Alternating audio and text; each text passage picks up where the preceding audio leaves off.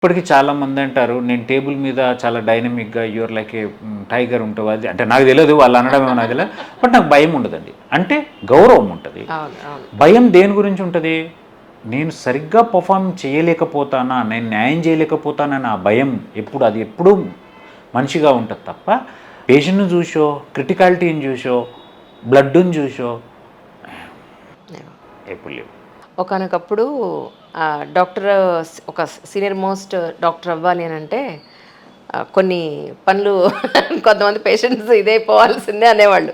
నిజానికి ఇప్పుడు అవకాశం ఉందా సార్? లేదు మ్యామ్. లేదా? లేదు మ్యామ్. ఇప్పుడు జనరేషన్‌లో చాలా మెథాడికల్ ట్రైనింగ్. రైట్. కొంతవరకు కొన్ని విషయాల్లో ట్రైనింగ్‌లో క్వాలిటీ తగ్గినా, హ్మ్. బట్ ఎవరు అంత ఈజీగా mistakes.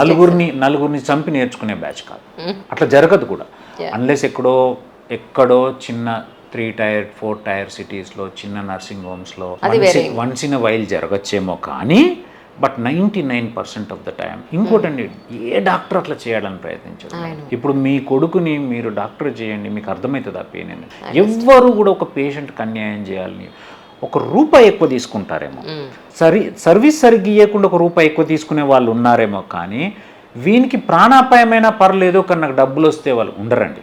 Because they bond to A parents, Yeah. They have a kid, Yes. They will have a kids. అవును. సో డెఫినెట్లీ అట్లా ఎప్పుడు జరగదు. బట్ ఏ ప్రొఫెషన్లో అయినా కొంత పర్సెంట్ అనేది ఉండొచ్చు. అవును. బట్ అది తప్ప యూజువల్గా ఎవరిని చంపి ట్రైన్ అవ్వడం అనేది ఉండదు. ఇప్పుడు చాలామంది, ఇప్పుడు నేను ఎంత అండి 16.5 ఏళ్ళు చదివిన, హ్మ్. ఎంత 5.5 సంవత్సరాలు అంటే మనకు ఆ రిజల్ట్లు మధ్యలో గ్యాప్లు అంటే 6 ఇయర్స్ పడుతుంది. హ్మ్. తర్వాత ఎంఎస్కి 3 ఏళ్ళు, ఎంసీహెచ్కి 3 ఏళ్ళు, ఫుల్ కోర్సులో ఎన్ని 6+6 అని 12 ఇయర్స్ 12 అని. years. మధ్యలో మేము రిజిస్ట్రార్గా చేస్తుంటాం. అంటే ఎంఎస్ అయిన తర్వాత కొద్ది రోజులు ఒక చోట పని చేస్తాం, హ్మ్. కొద్ది రోజులు ఇంకో కార్పొరేట్ హాస్పిటల్లో పనిచేసిన, ఇంకో మెడికల్ కాలేజ్లో పనిచేసిన తర్వాత. సో ఇవన్నీ కలుపుకుంటే నాది 16.5 years నా చదువు అయింది. Hmm. I have become a consultant.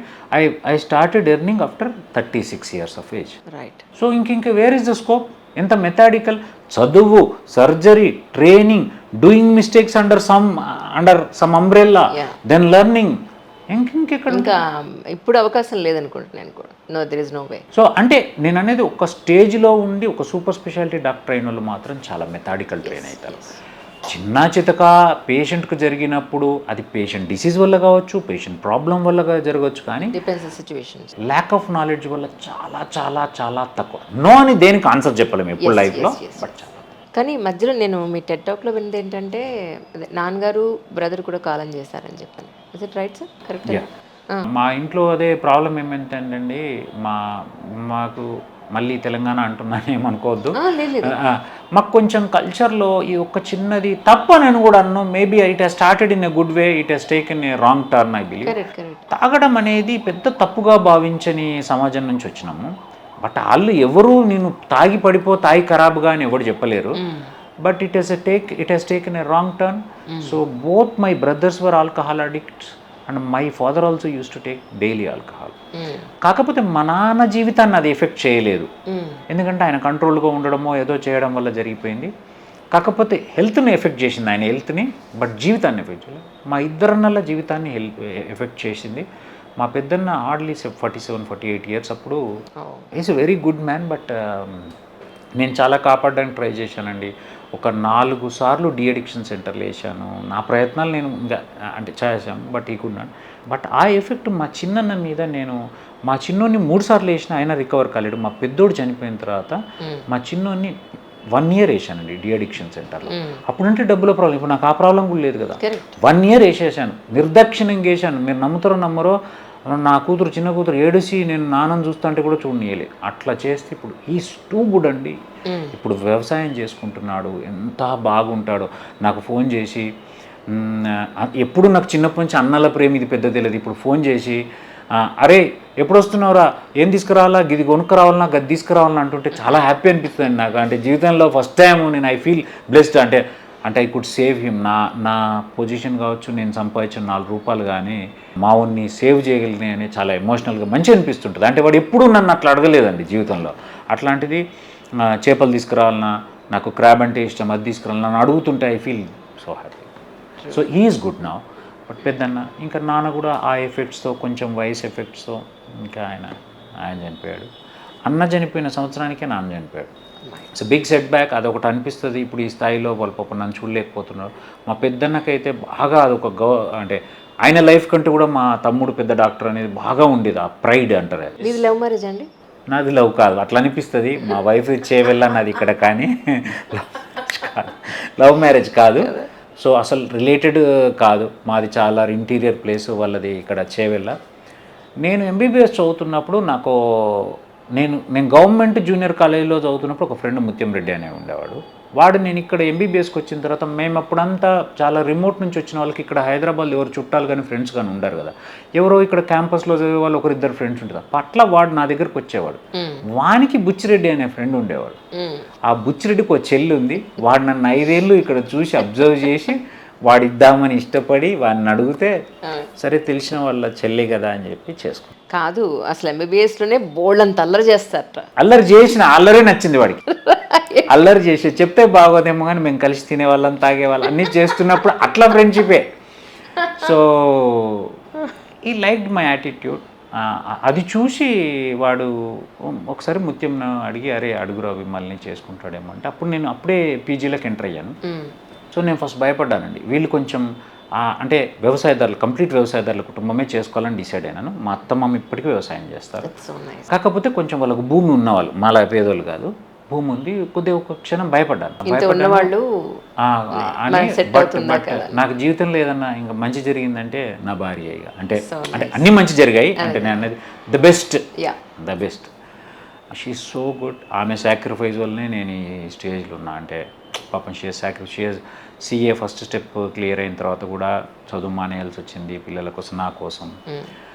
Bank ఎగ్జామ్లు రాస్తూ కూడా పాపం నేను చదువుకుంటుంటే ఆపేయాల్సి వచ్చింది. She has completed a biochemistry. She was doing lecturer and పిహెచ్డీకి అప్లై చేస్తాను అనుకున్నా. అవన్నీ ఆపేయాల్సి వచ్చింది. అన్నీ వదిలేసి నన్ను పిల్లల్ని చూసుకుంది. అందుకే నేను మంచి ఎంఎస్ ఎంసీహెచ్ కంప్లీట్ చేసి ఈరోజు కూడా ఇంత పర్ఫెక్ట్గా పనిచేయగలుగుతున్నా అంటే because of her. She like my mother అనే కంటే కూడా షీ టేక్స్ కేర్. అందరినీ, నన్నే కాదండి, నా ఫ్యామిలీ మొత్తాన్ని. ఇప్పుడు మా 2 అన్నలు దే ఆర్ నాట్ గుడ్ కదా. అందరి పిల్లల్ని చూసుకోవడము, అందరికీ మదర్ లాగా ఉండడము. మా ఇంట్లో ఫోటోగ్రాఫ్ ఉంటుంది, మీరు మా ఇంటికి వస్తే చూస్తారు. షీఈస్ క్యారింగ్ ఇన్ ఒక బుట్టలో మేమంతా కూర్చొని ఉంటాం. ఆమె ఎత్తుకున్నట్టు ఒక పెద్ద రాజుగారు, తెలుసు కదా రాజుగారు, గుర్తుపడతారేమో, ఏపూరి రాజుగారు వేశారు అప్పుడు. అది చాలా బాగుంటుంది. మా ఇంట్లో ఉంటుంది హాల్లో. ఇప్పుడు ఆమె బర్త్డేకి అందరు కలిసి. మొత్తానికి గురువారెడ్డి గారి దగ్గర ఎలా పడ్డారు వచ్చి? దేనికన్నా రాసి పెట్టి ఉంటుంది మేడం. నాకు ఎందుకు మీరు చాలా నమ్ముతాను. యాజ్ ఎ డాక్టర్ సైన్స్ నమ్ముతారు బేసిక్గా? సైన్స్ నేను చాలా నమ్ముతాను. నేను ఏదైనా సైంటిఫిక్గా, కానీ అంతకు మించి చాలా ఉందండి. సైన్స్కి మించి మనకు అందంది, మనకు తెలియంది. ఎందుకంటే లేకపోతే ఎక్కడో ఆదిలాబాద్లో పుట్టిన నన్ను గీడికి ఎందుకు తీసుకొచ్చింది, ఎక్కడో రావులపాలెంలో చదువుకునే అమ్మాయిని, గుర్తుందా, రావులపాలెంలో చదువుకునే అమ్మాయిని ఇక్కడ ఎందుకు తీసుకొచ్చి ఇంత పాజిటివిజం స్ప్రెడ్ చేసే మనిషిగా ఎందుకు తయారు చేసింది? బికాజ్ మీరు ఏదో నిజంగా స్ప్రింటర్ అయి ఉంటే ఏదో 2 పోయేది, ఏదో గవర్నమెంట్ జాబ్ వచ్చేది, మీకు ఎన్నో ఒక చిన్న క్లాస్ 2 క్లాస్ 1 జాబ్లో సెటిల్ అయిపోయారు. అప్పుడు ఏం చేసేవాళ్ళు? క్లాస్ 2 క్లాస్ 1లో అంటే మీ ఫ్యామిలీని చూసుకునే వాళ్ళు, అంతకు మించి. ఇప్పుడు మీరు మీలో ఉన్న పాజిటివ్, అంటే ఊరికే బోస్ట్ చేస్తున్నాను అనొద్దు. మనకున్న రిలేషన్కి, ఇంతకాలంలో మనకున్న ఫ్రెండ్షిప్తో నేను చెప్తున్నాను. I know what you are. ప్రతి మనిషికి ఏది, ఎక్కడ, ఎవరిని, ఎప్పుడు, ఎందుకు ఉంచాలనో ఆయన నిర్ణయిస్తాడు. అందుకే నేను కవితల్లో కూడా రాస్తుంటాను. So definite. కవితలు రాస్తారా? బుక్కే వేసాను కదండి. బుక్ రాశారు, అందులో కవితలు ఉన్నాయని తెలియదు. కవి రాయని కవితలు అని. మొన్న ఒక ఆడపిల్లది కూడా మీకు పంపించాను కదా, లాస్ట్ టైం తీసుకున్నాను. బుక్ ఉంది. అంత టైం ఎక్కడ దొరుకుతుందండి మీకు? అసలు ఇష్టం ఉంటే అయిపోతుంది, మనసు ఉంటే మార్గం ఉంటుంది. బుక్స్ కూడా బాగా చదువుతుంటాను, బాగా చదువుతుంటాను. ఇంట్లో లైబ్రరీ ఉంటుంది.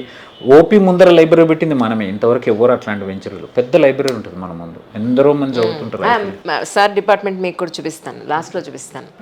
బుక్స్ అన్ని లైబ్రరీ పెట్టాను. నాకు ఇంట్లో లైబ్రరీ ఉంటుంది. ఓ పక్క జిమ్, ఓ పక్క లైబ్రరీ, ఓ పక్క సిట్అవుట్. సూపర్. అక్కడ ఏమి టీవీలు ఏముండవు. అయితే ఇంట్లో పెట్టాల్సిందేమో ఇంటర్వ్యూ. అసలు వచ్చినప్పుడు కలుద్దాం. So books చదువుతుంటాను. బుక్ ఒకటి రాశాను, ఇంకో నెక్స్ట్ బుక్ వేద్దామని అని అనుకుంటున్నాను. కవితలు అంటే నేనేం పెద్ద కవిని అని నేను అనుకోనండి. నా బాధను నాకున్నది పరిస్థితిని బట్టి రాస్తుంటాను. నాకు అనిపించినప్పుడే రాస్తా. ఏది కూడా ఈరోజు కవిత రాయాలని ఏ రోజు రాయలేదండి ఇంతవరకు. మీరు బుక్ చదివితే మీకు అర్థమవుతుంది. ప్రతిదీ నాలో ఉన్న పదాలని బయట పేపర్ మీద పెట్టాను అంతే. అందులో కవిత్వం ఉందా లేదా నాకు తెలియదు. ఫ్యూ పీపుల్ హ్యావ్, ఒకరోజు భవానీ మేడం ఎవరితోనో అన్నదట, his diction is on par with Sri Sri అని. నాకైతే అమ్మ అంత పెద్ద మాట నాకు ఐ డోంట్ నో. బట్ కవిత్వమా అని నేను అన్ను, అందుకే రాసిన. మళ్ళీ ఎవరైనా తప్పులు, నా దాంట్లో తప్పులు ఎంచొద్దని, కవి రాయని కవితలు. అప్పుడు నా తప్పులు ఎంచారు కదా ఇక. కవి రాసిందంటే ప్రాబ్లం అవుతుంది మళ్ళీ. కవి రాయని కవితలు.